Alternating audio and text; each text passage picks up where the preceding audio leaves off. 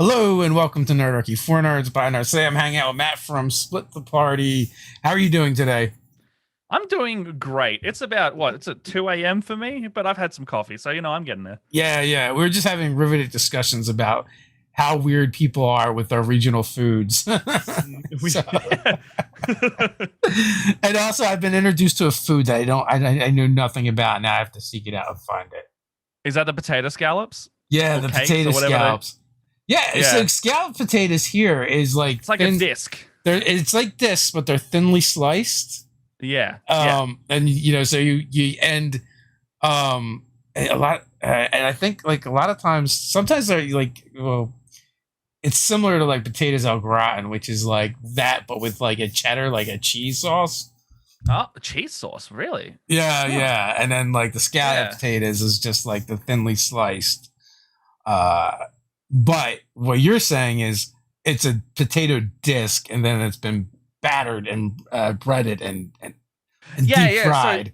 So picture like a fish and chip shop kind of thing, right? And Yeah. then they've just put it in the fish and chip batter or like whatever the fish is in. They've just deep fried that, and then they just it tastes delicious. But the two states that I grew up in one, I live in another. They have a blood feud over what to call it, either it's a potato scallop or a potato cake. But yeah, There is only one thing to do. Everyone grab their favorite emu, a lance and a shield, and joust over it. well, we did have that emu war a few years back. Yeah. Do you know about that one? Yeah. The Yeah, you freaking got emu it. war. We lost. We lost the war too. Four men in a pickup truck with a machine gun couldn't beat 10,000 emus, and that was just it. And it's a loss that we recorded. It And kind of still, it kind of reminds me of like I don't know they have like the video games. I don't know what the video game's called, but it's always like knights or samurai or Vikings, and there's just yeah. big armies, and then the computer fights itself. Oh, like kind of like battle, totally accurate, like battle simulator or something. It's something, but it's like a specific. It's a specific. It's a specific game that I've seen. Yeah, yeah. And they'll just do like weird things, but that makes me think of that with the emus. Like that should have been that, but it happened in real life instead. Yeah.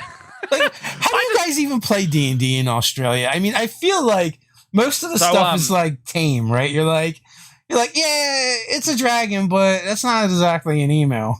Yeah, our form of very particular escapism comes in the form of everyone having a peaceful time instead of avoiding the creatures that constantly want to kill us. Yeah. Yeah. Also our crits go on the natural ones instead of the 20s because we're upside down. Yeah, that's funny. Yeah. So, if you'd be so kind to tell people a little bit about yourself. I mean, usually we do Yeah. this when we first start, but we're talking about fried Go straight into potato. the potato. Yeah, We're giving everyone what they want to see. We're going right for the potato. Everyone can relate to potato in some capacity. It's in every culture. But yeah, I am potato. yes. Yeah, I'm Matt Brown. I DM and produce the channel over at Split the Party. We do Twitch streams. We do like geek culture, comedy videos, React videos, gaming. We have like D&D pre-recorded campaigns on our show. We're at youtube.com/split the party and twitch.tv/split the party TV. And we have loads of things. Just go check it out. On the YouTube, there's got 4 seasons of our actual play D&D 5e series. We edit that down into kind of like more like bingeable Netflix size episodes. So they're like 20-30 minutes. And then on Twitch, we do a breakfast show called Good Morning RPG, where myself and a co-host on Mondays and Thursdays in Australian time, so Sundays and Wednesdays for you, we talk to the members of the TTRPG community. And on the second stream, we paint minis. Yeah. Nice. And there's links in the description as always, folks. So it'd make it easy for you to go check that out. There's a whole link tree down there to click Awesome. away. Appreciate it.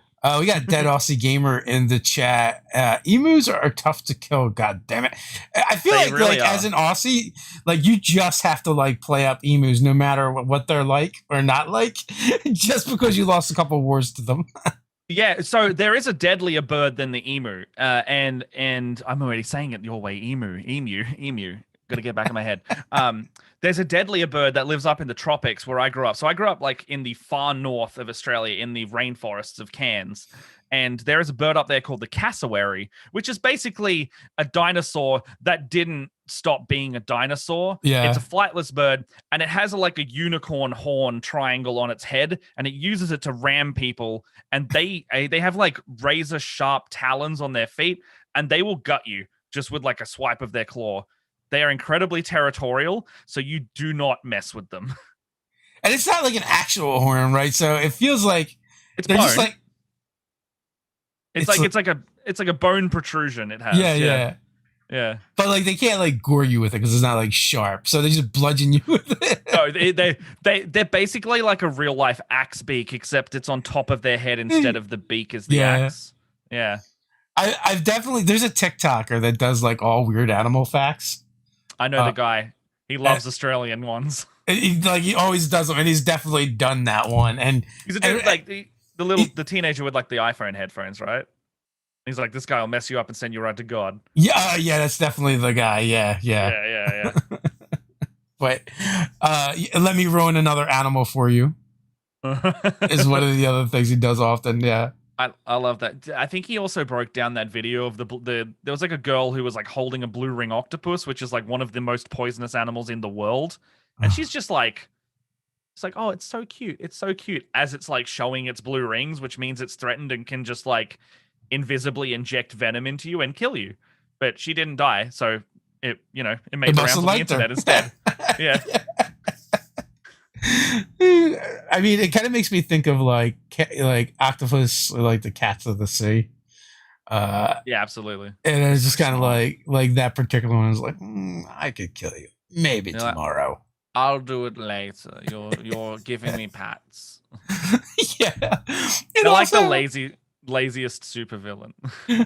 And also, octopus will randomly just sucker punch fish. Which is Have you great. seen the one? Have you seen the one where like one chased down a dude and just like kept whipping him No. with its tentacles? No. Yeah, there was like a dude over in Western Australia. There was like on the news. He was like filming an octopus, and it like biffed him, and then it kept doing it, kept chasing after him in the water and just like whipping him, and he had like welts and things on him afterwards. There's like video of it. He filmed it himself. And you can see it's just like whoosh, and it gets him. Usually I gotta pay extra for that. Absolutely. It's so funny. Oh man. So tell me about the games that you guys are playing right now. Yeah. So we just started a new stream on our Sundays, your Saturdays, and we're doing like a playthrough of it's like a collaborative stream with Roll for Damage on their Twitch, and I'm DMing that one. It's basically running through the Magic the Gathering events of War of the Spark. And we've done one episode of that so far, and it is a riot. Like the group, the players have come together so well, like as a DM. Like it's one of those like, dream kind of meshings of players that you can get. And we went to like a nightclub, and murder was legal in the nightclub, and we had all these lights and things going on with the music, and they're just basically a detective squad at that point doing some plot line stuff, and then they ended up failing their mission and progresses the story, blah blah blah. But yeah, no, it's that one is what I've been like preparing for and doing for the last like 2-3 weeks, just trying to get that right, because Wizards very kindly sponsored us for that one, so we did some giveaways. But yeah, we're doing that for the next 6 weeks, 6 episodes total. And I'm having a blast running it already. Are you a big Magic fan? I am. I don't play Magic that much, but I love the lore of Magic. Like I kind of got out of the card game because all I did was play stock market with the cards. But the worlds of Magic I can't get enough of. I love them so much. I never got into Magic. I feel like it just came out like a little bit late for me to be like hooked in. Like I got into it super late too. Yeah, like Ted and like all of his friends were definitely into it. Like they would go in and buy the big like, crate of them or whatever when they come out. And when Ted got rid of his Magic cards, he like bought a car. Yeah, you could just do that. I got a mate who our sound guy Louis, he's just like, oh yeah, I got all these cards, and I'm like, why don't you sell them? You could buy a house. And he's like, yeah, I like them. I'm like, all right, that's fine. Whatever you want to do, man. Well, It's cardboard. It's cardboard worth thousands of dollars. You're good. Like you can do it's whatever crazy. you want. I'm not gonna judge. But if you give me those cards, they're sold like in a lightning. Well, there was another YouTuber who was talking about, I think for Strixhaven, like they made 4 cards and there's only 4 of them. And like the people from the design team are going to get them. As they should. Yeah. And like, he's like talking about how like this is going to be like their retirement, right? Pretty much. Absolutely. Like, imagine how much those cards are worth. Depends how powerful they are, I would say. Like, if they're like a genuinely good card, then then they're gonna go for heaps of money. Does that matter though with that rarity, with like that level of rarity where there's only 4 in existence? Probably not. Like you've basically got your scarcity there, no matter how good the card is. Who would ever play with that card, right? Because there's only like 3 others if you've got one of them. And you can only have 4 of a card in a deck, so there can only be 1 deck ever that has a playable version of all of that card. Which is so that's kind of crazy.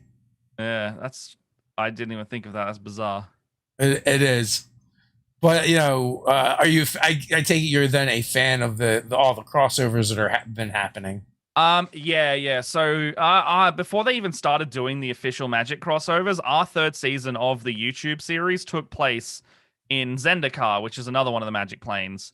And so I did like a whole thing where they like the Eldrazi were overrunning their area, and I did kind of like a whole like swarm, like almost like a Zerg rush, but with this Cthulhu horror, cosmic horror thing going on. And they basically got out by the skin of their teeth. One of the characters died, and they spent the rest of the season trying to work out, can we actually bring this player back, or like is that it for them? But also, how do we leave this horrible place? I feel like you just dated yourself a little bit too, though. Like, right? That's back when oh geez, Zerg. What's the name of the game now? It's totally just dropped right out of my head. But back when the game was, before it was an MMO, it was just a real-time strategy game. Oh yeah, for sure. I loved me some Zerglings. Oh yeah, StarCraft. Yes. Yep. I'm like, why can I not think of this? But like, it's funny because like, the humans, they needed like to grow, they needed farms and food to keep going, and then like the Protoss, they needed like extra psychic energy, and like the Zergs, they just needed a helper brain. Yeah, they just need more. They need more. Wait, no, hold on. Overlords or whatever. Overlords. Expansion. They're spawning more overlords. That's the meme. Yeah. Yeah. And you'd always have that stupid drone that's standing in one spot, just spinning around, doing nothing. He won't do anything. So we want to do a Louis and a couple of us want to do like a the Forgotten Realms D&D card set that's coming out. Yeah. So they've got that crossover promo where it's like finally Dungeons and Dragons in there. And we want to do like a card opening, because as I'm looking at the art going like, oh, there's Power Word Kill, there's a Gelatinous Ooze, there's Mordekainen and stuff. And so my friend who's really into Magic wants to buy a booster box, and we'll just like stream opening it, ogling all the cards, and then maybe doing like a little draft. Yeah. I'll be like, okay, I'm like the little like, oh wow, it's gonna be amazing. So many cards to look at, and then I'm gonna get beaten into the ground by the person who actually knows how to play Magic. Yeah, I mean, I don't know if I've ever even actually played a full game of Magic. I feel like there was one time I almost played. Yeah. I thoroughly enjoy playing Magic. It's just one of those things I just kind of fell out of it at a certain point. Well, I mean, one, like there's so many hobbies, there's so many things, and playing TTRPGs takes up so much time to begin with. Also, like being a Magic player is also a lot of pay to play, right? Like it's like it can get expensive. Yeah. You want to be competitive. That's pretty much why I stopped. Yeah. I mean, how much D&D do you want to invest in? Yeah. How Well, I hard do you want mean, to like? What's the level of engagement that people want to have with everything? well, like the crazy thing about like a game like D&D and most tabletop RPGs is you just get the get the core book or books and that's it. You don't really need anything else. I Mm. mean, of course we're going to buy everything else. That's just what we do. But you don't actually need it to like keep enjoying the game. No, you can just get the core and be done. You could actually, technically, you could start playing for free with just the SRD materials if you really want. But Yeah, I mean yeah. between the free stuff that's actually put out by Wizards and and then there's like tons of stuff on the DMs Guild Mm. and like one of the articles that Nerder Doug did over on our website was like play D&D for free forever and like it lists all the different places where you can Oh, skip that's free great. stuff. Yeah. So and then like Paizo too, right? Like you can get pretty much all of their stuff for free online. True, true. Yeah, I've only just gotten into Pathfinder second edition recently. I I I played. I was playing in the game for a little while. It was all right. It was fun. Like I probably wouldn't run Pathfinder. Not because there's anything wrong with the system. I just like I don't know. I just play D&D. I honestly, when I play Pathfinder, I just play D&D with the different action economy, and then Yeah. the spell, the skills are called something different, and that's pretty much the level of like depth that you can run it the same as D&D otherwise, Well, and I then mean, like everyone's like I don't it learn the is. character sheets, so yeah, it's the same thing overall. It is basically, but I don't know. I don't know. I just always been a D&D fan. I never really even like during the great split. I never really played much Pathfinder. I think we experimented with like a Pathfinder game Mm, where we tried doing like a Dark Sun game mm. using the Pathfinder rules. So like we got a couple sessions in. We probably played fourth edition for like a year and a half, and then we started playing other games. And then we like slowly wandered back to D&D when 5e came out. Mm. Okay. Yeah, yeah. I think I started at the end of fourth edition when we started doing our first run of the games. And then I jumped straight into fifth because I didn't really have anything else to compare to at that point. Like fourth Yeah. was really board gamey. And then fifth just kind of took over. And then that's where I started buying like all the materials. Well, I think originally with fourth, like their idea was they were gonna do like a VTT before there was really VTTs. They really were with like the Silverlight stuff. Yeah, like there was like Yeah. I don't remember what the company was, but like they had like demos and stuff that looked really cool, and it actually looked Mm. it actually looked way better than like any of the VTTs that actually ended up coming out. And the reason why is probably because what they were trying to do is probably really freaking hard and expensive, so they couldn't do it. But like I remember there being like they were like 3D model. It was all 3D model. Wow, It really? wasn't flat and 2D. And they also had a bunch of digital tools as well. So like the way the rules were written, I think they were written to go along with this virtual component that never happened. Hmm. You seen what's going around? There's a game on Steam going around called Tailspire. Have you seen that one at the moment? Like it's almost like you can build the world yourself, and then you got like all your models going in, and I think it's in beta at the moment. But I have not. it's quite cool. It's about I think it's like 20 US bucks, and it's you basically make tiles and things, and uh once you've paid for the game, that's kind of it. It's like a pay once kind of thing from memory. I think there might be like DLCs where they add more tiles. I have no idea, but from what I've done, like you can make like really like easy stuff, and you can like lay down the tiles. But it's also got all these lighting effects and weather effects that you go Yeah. in there, so you can make it like with like ray tracing and stuff. And you've just got like you got your little figurines that you can also like semi animate to have cutscenes happen. And yeah, it's really interesting. So kind of like a more advanced Minecraft. It's like Minecraft, but a D&D VTT, or like, Yeah. choose your game to plug into it.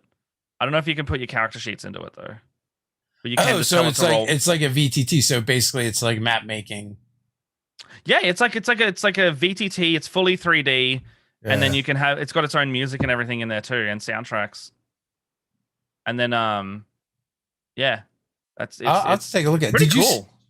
There was one not that long ago that was Kickstarted, and it was the idea you play virtually, and like it showed like people virtually standing around the table, and then it had like the VTT that was like the table and the maps and like rolling dice right onto the maps. And Is that like tabletop simulator? no, that's not what it's called, but it like I don't know. It I was think I know the one you're talking about. I don't know what it's called. yeah, I don't know what it's called either. Yeah. But it's like you had an avatar for you, the player, in it. Then you'd have like the virtual model that you're playing with, and then like all the maps were like 3-dimensional with like no, it wasn't Dungeon Alchemist. This was actually more of a VTT than map making software. Mm. Dungeon Alchemist actually looked really cool too. I think I ended up backing that because it was just like it's AI generated maps. So like you like would pick like the decor, like this is a crypt or this is a dungeon. Oh, cool. And and then you just like draw the room like with boxes, and then you would like based on the decor and the type of room you were drawing, it would just pre-populate it with stuff, and it was all like 3-dimensional.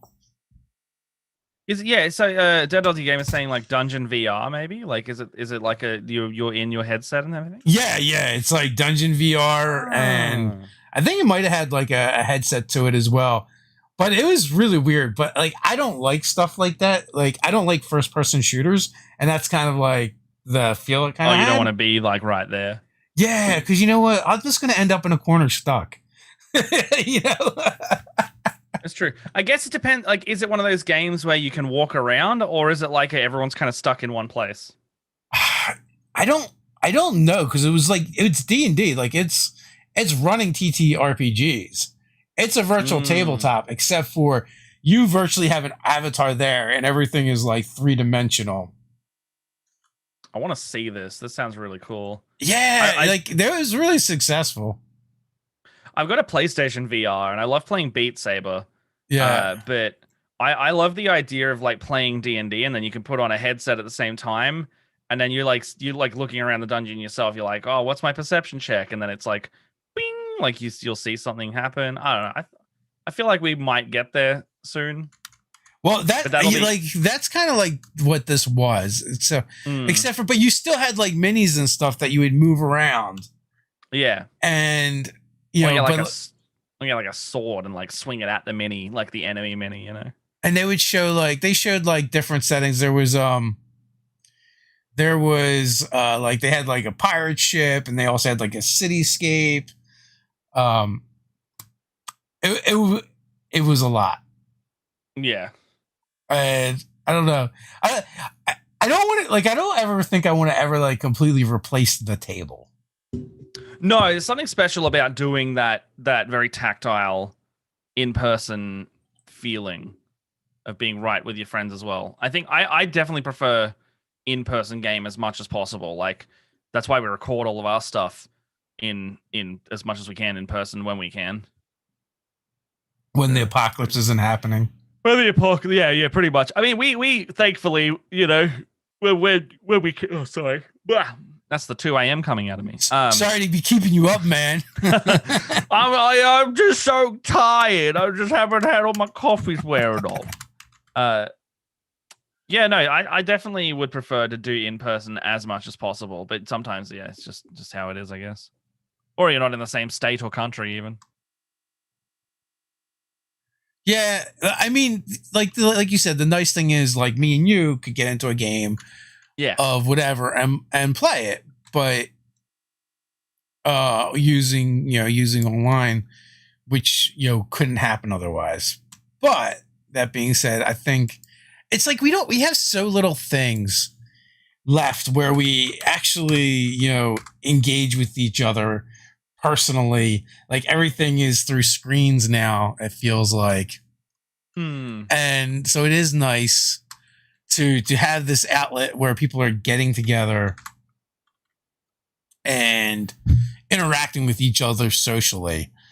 And also like what I find is like we get a lot of weird questions sometimes from people in the comments, and it's just like you just wonder, like it is Dungeon Full Dive. It just makes you wonder what these people are doing in at their tables, and like it took me a while to catch on, only because even though like since the beginning of Nerdarchy we played a combination of in person and online, but we've always played in person mostly, Yeah. and what I realized is people are getting together and they're just playing the game, and that's it, right? There's no social aspect. These people aren't their friends. Like, to me, like that's such a bizarre concept. As in they've LFG'd the game to get their what? So they see that's a weird thing for me because I've never not played with friends. I've always ever played with friends or Yeah. it's people that end up being friends through the game. But so like there's like people that are just jumping into Roll20 looking for group, right? Like you said, and then they play the games, but like it feels like they're getting there, as the game starts, and then when the game ends, they're all done, and they're not like really interacting with each other and building relationships How with strange. each other, because I feel like if they were, like, they wouldn't be asking the questions they're asking. Like a lot of times they're trying to like fix these out of game problems in game. And like it's like, well, who are you playing this game with? Some people want to play. Some people want to go to therapy by playing Dungeons and Dragons. That's a very real thing I've seen. Yeah, unfortunately. Yeah, they're like, how much can I put on this DM if I role play the character just right? Yeah. Free well, therapy? Don't do that at my table. There's no way anything I'm going to do is going to help fix you. Oh, sorry, hold on. Sorry, can I? Sorry, do that at the. I've got the note down. There we go. Yeah. I mean, but we've talked to a bunch of people that actually do therapy, through D&D, which is really cool. That's super specific. That's in a clinical environment, and they're professionals. Yeah, they know how to. They also know how to, like, if they're DMing, they'll know exactly where to take everything, and then they'll have the scenarios set up. I mean, it's the same as this, like, you see that stereotypical sock puppet thing, and they're just like talking through the puppet. It's the same thing. You're just playing a D&D character to me. Like, use the tools available to you. I'm always like, do you get people that you feel like they just join your therapy sessions because they can't find a regular group? At that point, just hire a DM. Just like, yeah. You're going to pay a therapist $200 an hour. Pay me $200 an hour. I will run you through some crazy shit. Well, you might, I mean, harder here in the US, but you might be able to get your insurance to cover it. That's very true. Yeah. We have a system here where it's you get like 10 free therapy sessions a year as part of Medicare. Yeah. You're like, I could actually solve some problems in my life, or hear me out, I could get some D&D in. Yeah, pretty much. You could do either. I mean, maybe that's what maybe that's what the double is for them. They're going, oh, maybe I could do both and save some more cash. It's funny. We were playing a game this Saturday, and me and Ted were like sharing some of the stories of like the crazier things that have happened at the table, and the other players were just kind of looking at us with this slightly horrified expressions on their face. I'm like, what? That's never happened at one of your tables? What are like, you bloody? Yeah. No spontaneous violence. That's what half of D&D is. It's spontaneous violence, and then everyone's family. Yeah. But generally not in the real world. We've had a couple incidences over the years at the table where things have gotten a little heated.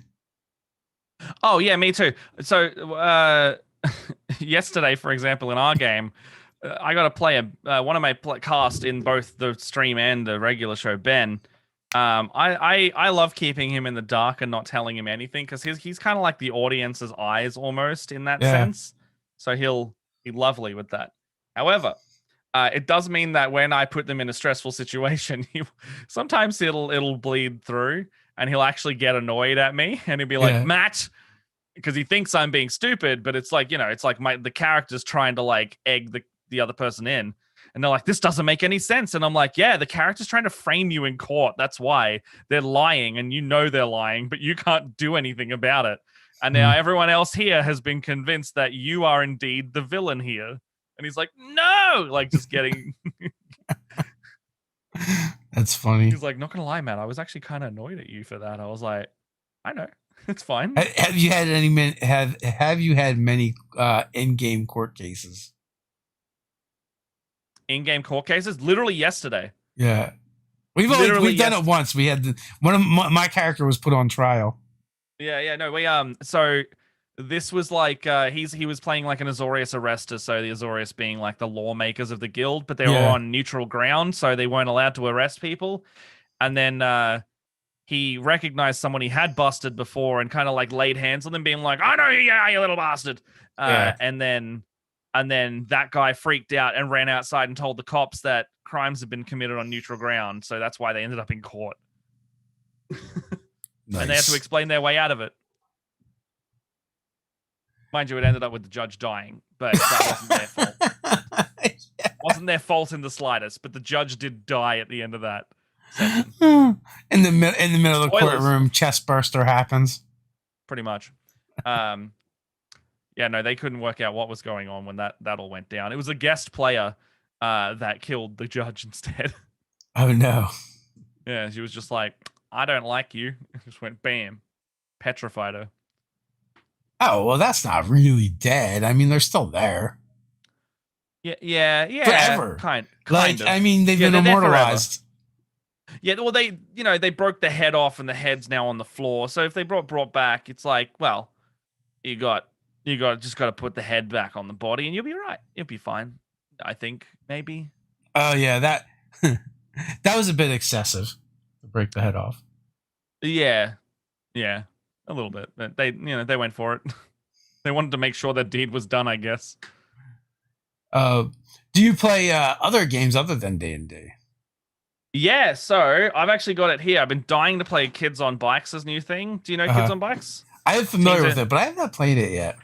It's so good. It's if you got a good GM who knows how to set it up, you plan your characters, you plan the game, you plan the whole session at the table about half an hour before you actually play it. Yeah. And this version's called Teens in Space. It's exactly what it sounds like. You're playing teens in space, and you'll probably be on. I haven't read much of this one yet because it's so new, but setting boundaries. You have classes of ships. You basically set up your scenario. Like you'll be on a ship or on a planet, you'll be doing some kind of thing, and then you'll decide your relationship to yourself and the other characters, and then some rumors about what you're doing, and the GM will decide which rumors are fake and real. And then you'll just play a one shot, or however long it takes. Usually, it's a bit of a one shot thing. Will you guys be streaming any other non D&D games? Is that a plan? We have on our Patreon some Pathfinder and things like that, so it's on the cards always. We've got 3 Kids on Bikes, so 2 have already aired, and we've got a third one, which is like an 80s slasher movie kind of theme to it, coming out hopefully in a month or 2. But yeah, we pre-record a lot of our other games. Yeah, but we don't have a lot of like actual play on the stream yet. So that's something we're working on. We want to keep doing because streams are where it's kind of popping off for us a little bit. What system did you use for the slasher? Kids on Bikes. So it was we did it was like a summer camp thing. They did Kids on Bikes through that. I wasn't the DM. We had a guest DM, our good friend Jack, come in, and he had this whole story he wanted to tell. They decided the camp they went to was called Camp Yellowwater, and it was out in the Canadian mountains or something like that. And they had like this whole like slasher murder subplot going on while they were just a bunch of teens at camp, and they had to like survive the night. So it's called Last Night of Camp. It's a great one. I've been running a Monster of the Week game now, or like 5 sessions in or so, and I feel like it's a game that probably usually gets run as a one shot, but we've been doing it as a campaign. Yeah, nice. And the players all work for this like shady government organization, and they do these things. I love being able to use all the pop culture references and modern day stuff and be able to like pull up maps and things. Oh, for sure. They visited a church this weekend, and I just like pull up the staff from the actual church to use as NPCs. And these aren't stream games, so I mean, it doesn't really matter. No. And like the first session we did, I used a campground that's kind of local to us. So cool. Like my wife was like super familiar with like that campground because we had spent a lot of time there. You've immediately given me an idea to. So I used to be in scouts, and I know intimately all the campgrounds up where he grew up in Cairns. Yeah. Like I totally could do like a Lake Tinaroo, like some kind of RPG at Lake Tinaroo where something goes horribly wrong. Yeah, I mean that stuff Yeah. is great, especially too like if any of your players are familiar with it. So it gets Yeah. like really visceral for them. And then like even like, if you're playing online, generally like I just used the map that they had on their website, right? And brought Mm. that up and people were like, "Oh, this is great." And it's like and like they're excited and you're actually doing less work than you would normally do. Yeah, you've literally sparked a whole set of ideas that I can do Yeah. because I'm thinking of all the names of what we called stuff from our childhood. Yeah. Yeah, we had good old clay rock where one time, as this is like when we were 10 years old, we found a bunch of clay there, so we called it clay rock, and we dug up all the clay and made stuff out of it. Then we went to the area we call the chasm because it was just a big, it was a big ravine that we found. We'd slide down on little dirt things, and just dirt slide. We're dirt children in Australia. Well, yeah, we had when we My were kids, like we had the pits, and that were near it. So it was just like a sand quarry, right? But we Yeah, would pretty go and much. ride our bikes there because I don't know. It's like nowadays I don't kids wouldn't do this or wouldn't be allowed to do this, but we did. Like there were like 20, 30 foot like not cliffs, Oh yeah, but dunes. Yeah, we did the yeah. same thing. We'd go to the beach. There's a beach kind of like half an hour drive away. Massive sand dunes, and you'd Yeah. just go up to the top. You'd find something to slide down on, whether it be like a piece of plastic or you just do it Well, yourself and get covered in sand. this was like the 80s, so like BMX was like the thing, right? Oh Like yeah. and so like we're grabbing our bikes and and then like you had to watch because like if the guy in the loader saw you, he would chase you with the loader That's out. funny. Yes. We'd always go to places like camping like that, but there was always nobody there. So if you hurt yourself, that's just kind of it for you as a kid. Oh yeah, yeah. So this wasn't a campground. This was just like a quarry that Yeah. was like close to our neighborhood. We could go to and we'd ride our bikes and then there was like a lake in the center of it, and like the rumor was like there's no bottom to that lake, So Mm, but it's fun for doing modern games because you can bring out those little details, and even if the other absolutely. players aren't familiar with it, like The you fact you that can it's almost like you've done your world building without having to do your world building. yeah, and it's gonna be so Yeah. much real because you've experienced it. Like and like one of the scenarios was like I was like, oh, 38th and Federal in Camden. There's an apartment. There was a ghost. You guys are gonna go. They want you to go find this and catch this ghost. Mm. And I'm like, there's a National Guard army right down the street and the 7-Eleven and the players are like pulling it up on their phone. And are like, there's a place right there. I'm like, yeah, I know, I live there. You can go there. Yeah. So, and then it was like close to one of the towns where some of us grew up, and they're like, oh, we could go to McMillan's and get donuts. Want to go to bloody Macca's and get some bloody chips? Yeah, yeah. So I'm really digging exploring that, and then like you got so many resources you can just pull up for free online, And you can or even pull up Google satellite maps if you really need to. yeah, I actually do a lot of that and be like, they're like, hey, like the case that they just solved was Ghost of Go-Go, and it was because I Mm. was just searching like local urban legends, and apparently like the only haunted strip club in the country was one in New Jersey. And like, it was haunted by this like 1920s mobster, Oh wow. Mad Dog Cole. And so I was like, how could I not use that one? Right. uh and then like, it turns out like the mayor for that town was the one that was like behind summoning the ghost because they wanted to get these strip clubs shut down again. Mm, mm. Yeah. Going back around to what we were talking about before, so I've got the Cyberpunk RPG as well that I just Uh, picked up recently. Haven't played that either. Have you had to go with that one? I have not. There's too So many games, not enough time. pretty much, yes. I picked up Cyberpunk Red, and we're looking at filming something with that like next month. Hopefully, I want to do maybe like the whatever the intro session is in the box, maybe, and see what we can do with it, and then maybe do some minis with it because it looks pretty cool. Yeah. Cyberpunk Red. That one wasn't on the. That was like more of like a zine, right? Or is that the I think big it one? started off as one, but they made like a starter kit for it. Like it's it looks like the Pathfinder beginner box in size. There at the same time there was like a run of Cyberpunk, and now I'm Yeah. not sure which one Red is. I think it came out last year. Like it was like whatever the newest edition is called Cyberpunk Red, I want to say. I think the first That's not one the one was I was called thinking like of. There's a yeah, I couple think I'm thinking of that are more like rules light.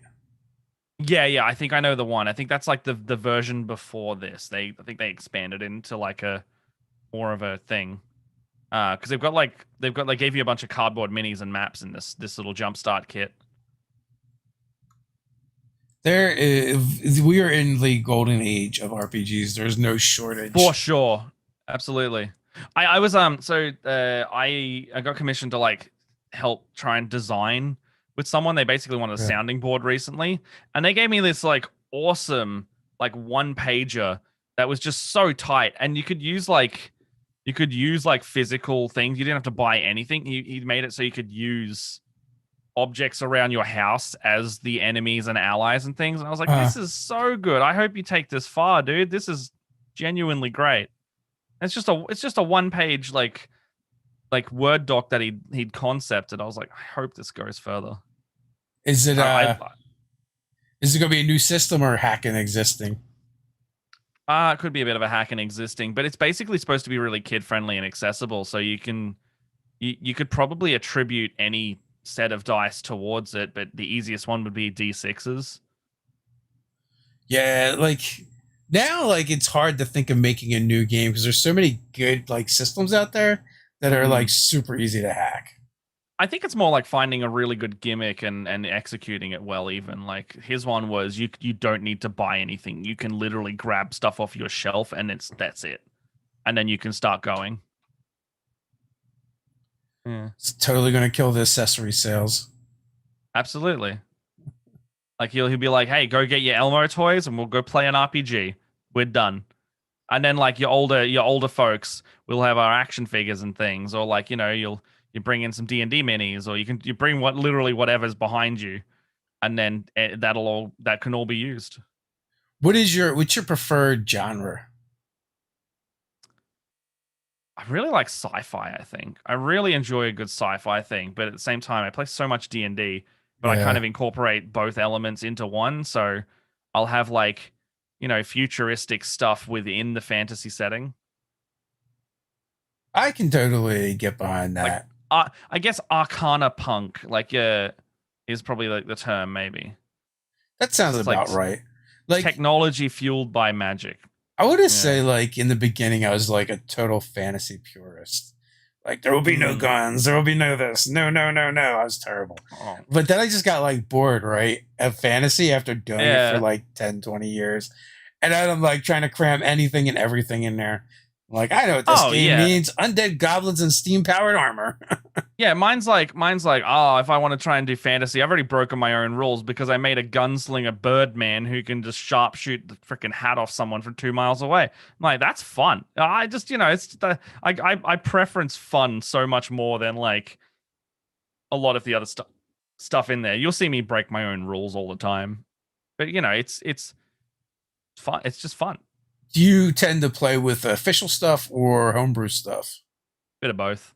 I have like so I'll do like the homebrew rules on your crits and things. Like I'll Yeah. just to speed things up sometimes or efficiency. Like I'll say like instead of doing what's the fifth edition where you roll double the dice, Yeah. I'll say like a mid ground version. So you get auto max, so perfect rolls instead. You're rolling a D10 plus 5, you'll just get the full 15. You don't even have to do the math, you just get that. And then you can move on with whatever you need to because then turns don't last longer because you're trying to find all these dice and things. I don't know. That's just my preference, but We've yeah, done I different do homebrew things. a bit. We've done different things with crits because like sometimes getting a crit is very unsatisfying when you like double one or something, right? You're like, That's kind of why I do the perfect Yeah. rolls because it overall I don't care to work out the actual maths of it and what version's better, but like double dice you can still get a 2, but perfect rolls you get consistently higher damage Yeah, versus the chance to get really high damage. It's kind of like the compromise. that makes sense. Like for a little bit, we were playing around with like your normal attack is maxed, and then roll on top of that, Wow. right? Which is like that Oh, guaranteed I've that it seen that was. one. Yeah. Yeah, it guarantees it's always better than just rolling for the Yeah, it's like most perfect, part. perfect plus roll. Yeah. But it really breaks when you're talking about the rogue or the paladin smiting.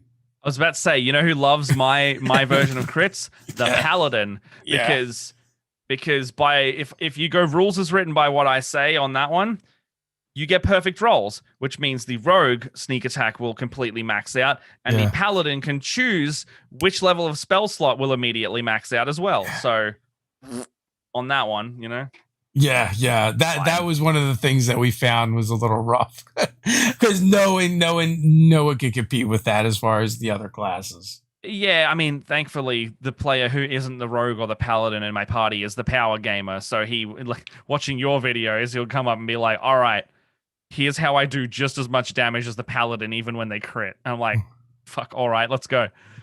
It's fine." I'll balance it for them anyway, and I'll like adjust things on the fly as needed.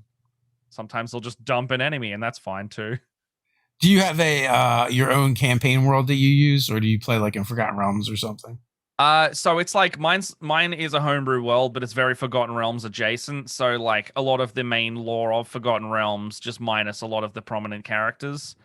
I've got like a whole backstory of the gods and things, and they're like, you do your own world building, but yeah. In short, yeah, the D&D series that we've got 4 seasons of is homebrew.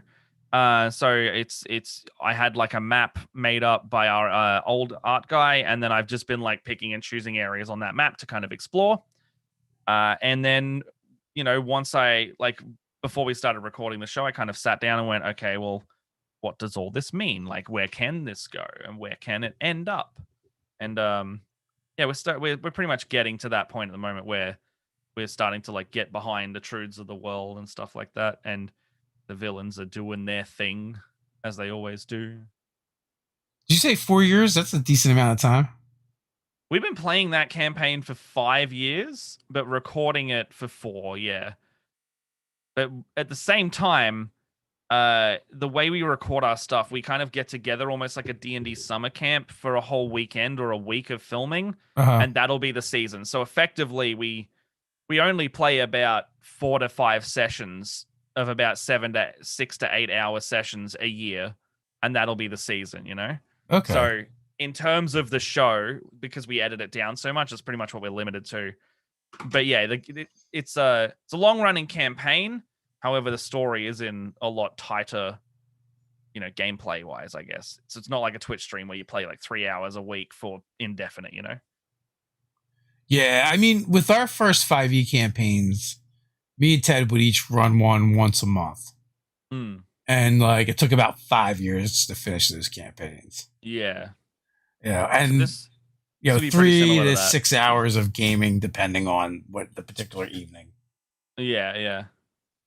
So it would be, yeah, so I'm trying to like start to like finalize things with chapter 5, and maybe we'll either do chapter 5's the last one for this campaign, or chapter 6 will be the last one for the campaign. I don't want to just end it on a random note. I want to like finish what I'm setting out to do.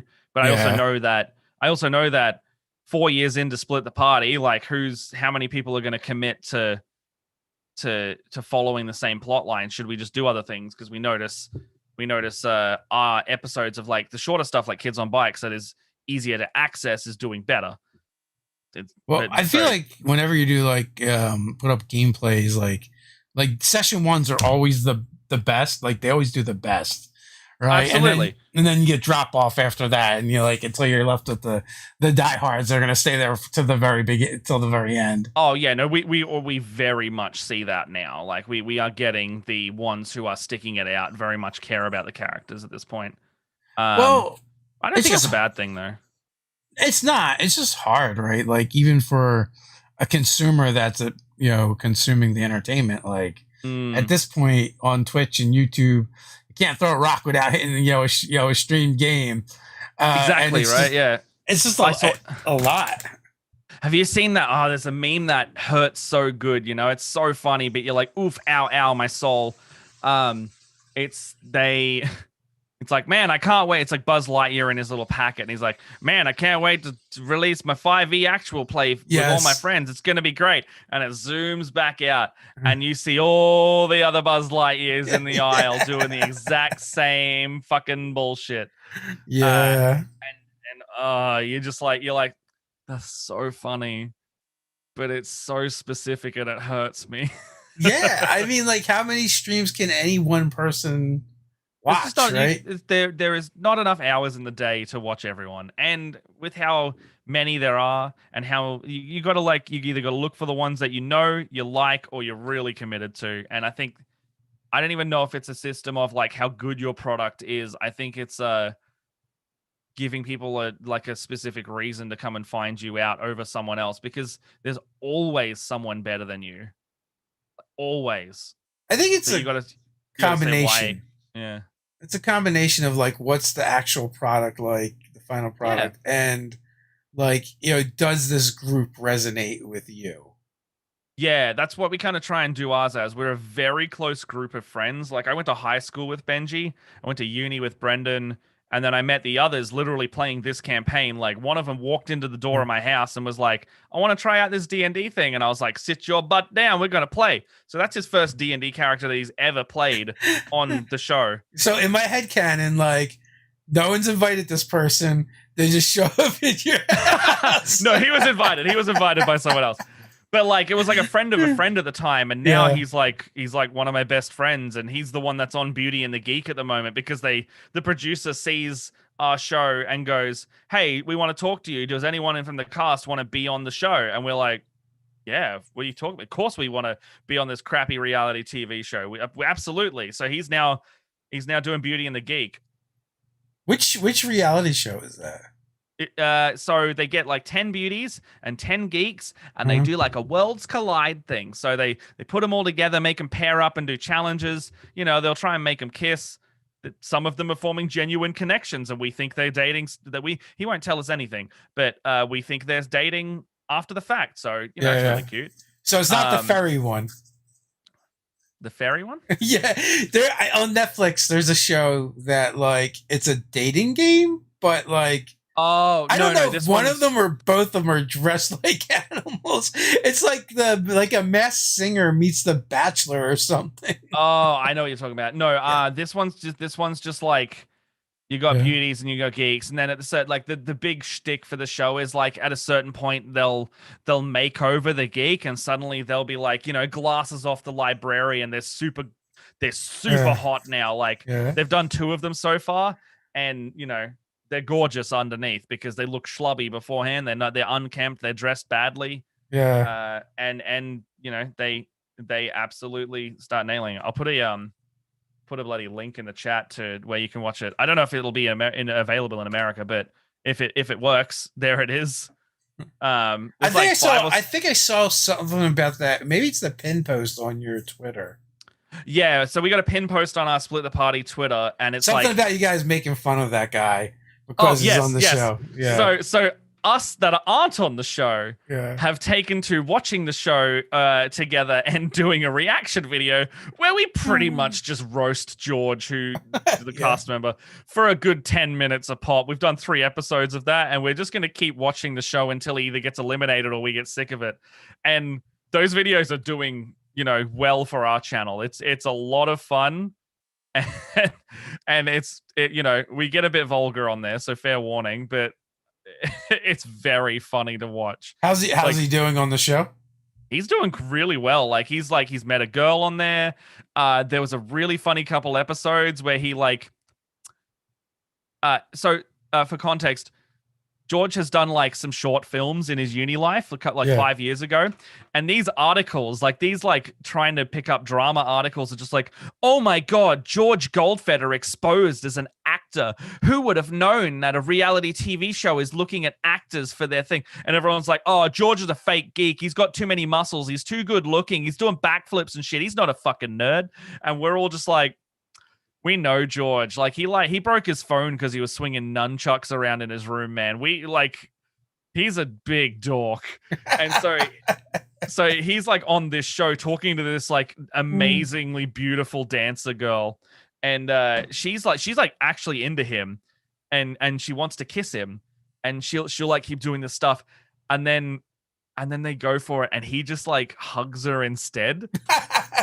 And we were all just like, dude, if anyone thinks he's acting now, I can't deal with this because you're such a loser, George. You need to kiss this girl. You need to kiss this girl. And later on in the episode, like yesterday's episode that we reacted, where he actually finally did kiss her, except she had to grab him by the neck and pull him in because he still wasn't getting the hint. He needed to be beat over the head with it. Oh yeah, no. George is like one of those people that I like kind of acts like me.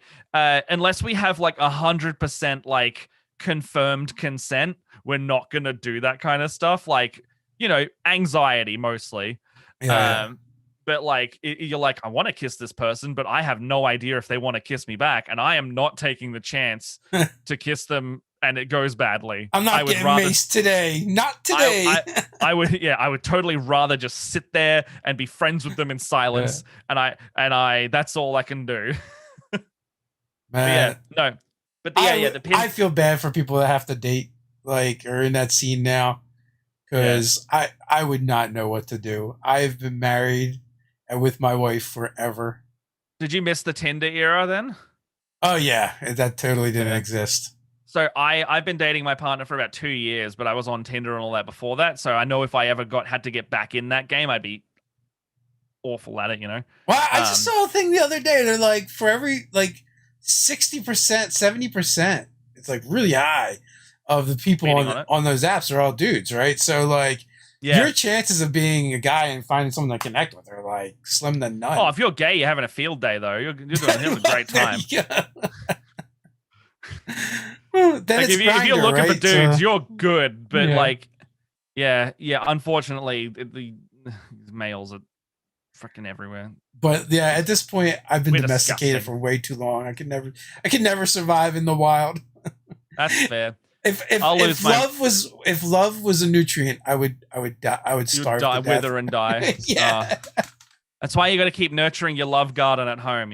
Yeah, that's it. I mean, like I've been with my wife since I want to say 93. I was born in 92. Yeah. Well, that's funny because we had met up for this D&D thing, a bunch of us, and one of the people's name is Sam, and like they were the same age as long as we had been together or had been married. And we're like, our marriage, like we started using his name as a unit of measurement for our marriage.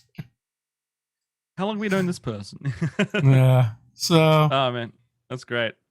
But like I said, I wouldn't survive. So people can go check that out. That sounds like fun if you're into reality TV shows. It's really schlocky. It's really, we are absolutely not taking it seriously. I'd love to think that we're pretty irreverent with this reality TV thing, but it's it's like the I think couple of the most recent videos on the channel. If you search for us or on our Twitter, you will absolutely have a good time with those. Like we are having such fun recording it and just shitting on everyone in there. Sounds like you guys are pretty brutal to your friends. Yeah, I can relate. It's very much like we're so close that we know we can do it and we're not going to offend George. And we also send him, we have drafts and do the quality control. We send him every draft for him to even approve it going up. So yeah, he knows. Has he made anything yet? Sorry? Has he made anything yet? Yeah. There's a couple times where it's how you can toe the line with comedy. You don't want to make fun of a person of things that that is less in their control. So there'll be someone who's like doing something in particular, and then someone's made a comment there, and we're like, let's take that out, just because we don't want to insult the person, because we genuinely want to be friends with these people afterwards. Like a bunch of them live in Melbourne, and George is friends with all of them. So we're like, look, let's not make fun of people like at their expense. Let's laugh at the silly, stupid things they're doing. Like one of them's really into his Thermomix, and for some reason he brought it with him to the set to shoot. and he keeps talking about the Thermomix, and that is very funny to make fun of because I don't even know what that is. It's like a little German death machine that spins things around and makes it blend. Okay. It's just it's a centrifuge, basically. It's a cooking centrifuge. Their favorite juicer. So we are just past the hour mark. Final thoughts before we head on out? Oh, really? I had a lot of fun with this. I love talking to you, Dave. It's great. Yeah, it's been a blast catching up and talking. Thanks for coming on. And as always, folks, links are in the description. Go check them out. Check out Split the Party. It's just Split the Party, yeah. Yeah, that's something else. So until next time, stay nerdy. See ya.